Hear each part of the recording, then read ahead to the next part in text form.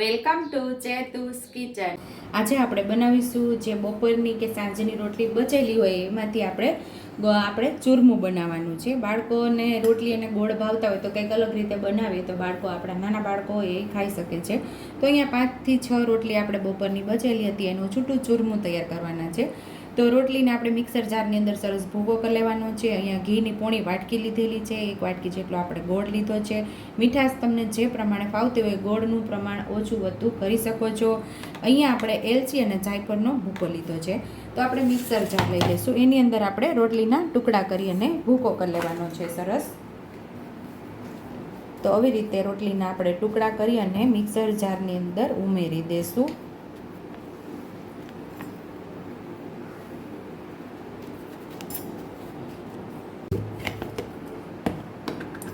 તો આવો આપણે દરદરો ભૂકો તૈયાર કરી લીધો. જેવો આપણે મુઠિયા તળી અને ભૂકો તૈયાર કરીએ એવો ભૂકો તૈયાર કરી લેવાનો છે. તો પહેલાં ભૂકાને આપણે સાતળવાનો છે 2 ચમચી ઘી ઉમેરીને.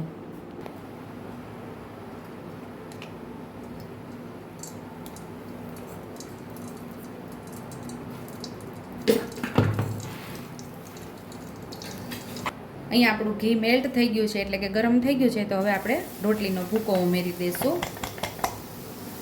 ગેસને ધીમો કરી દઈશું. સરસ આપણે શેકી લેશું. આવી રીતે તમે ક્યારેય નહીં બનાવ્યું હોય અથવા તો તમે કઈ રીતે બનાવો છો આ રોટલીનું ચૂરમું, મને કમેન્ટ બોક્સમાં કમેન્ટ કરજો. આપણે અલગ રીતે બીજી રીતે પણ રેસીપી તૈયાર કરશું. તમે જેમ કહેશો એમ તો બીજા વ્યુઅર્સને પણ અલગ અલગ રીતે ચૂરમું બનાવવાની રેસીપી મળી શકે. તો મને કમેન્ટ બોક્સમાં જરૂર કમેન્ટ કરજો કે આપણે કઈ રીતે આ ચૂરમું તૈયાર કરવું. તો અહીંયા આપણે 1-2 મિનિટ સરસ આપણે જે રોટલીનો ભૂકો છે એને આપણે શેકી લેવાનો છે.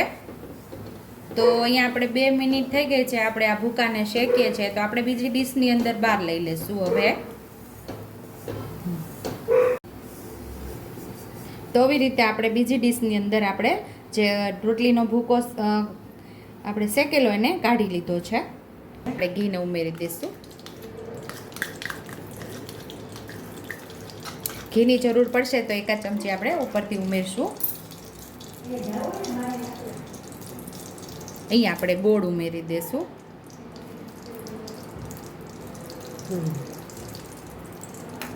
જેવી રીતે આપણે લાડુ બનાવતા હોય એ રીતે આપણે આને પાઈ લેવાની છે. બહુ ફૂલ પાઈ નથી લેવાની, માત્ર ગોળ ફૂલી જાય ત્યાં સુધી જ આપણે આને શેકવાનો ગોળને.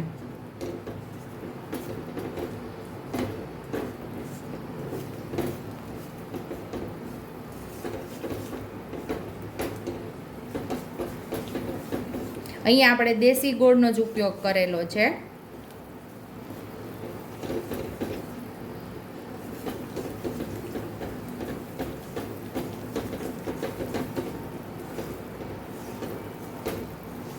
અહીંયા જો દેખાતું જ હશે કે ગોળ બધો ફૂલી ગયો છે. અને હવે આ ગોળ ફૂલી જાય એટલે તરત જ આપણે જે રોટલીનો ભૂકો શેકીને રાખેલો એ આપણે ઉમેરી દેવાનો છે. અને ગેસ આપણે સાવ ધીમો કરી દીધો છે. અને એલચી જાયફળનો ભૂકો પણ ઉમેરીને મિક્સ કરી લેવાનો. ગેસ અહીંયા આપણે બંધ કરી દઈશું.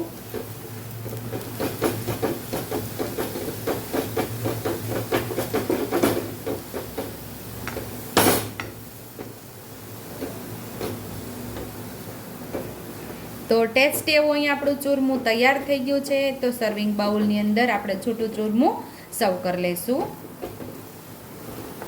તો અહીંયા બચેલી રોટલીનું છૂટું ચૂરમું તૈયાર છે. આની અંદરથી તમે લાડુ પણ વારી શકો છો, પણ આજે આપણે છૂટું ચૂરમું તૈયાર કરેલું છે.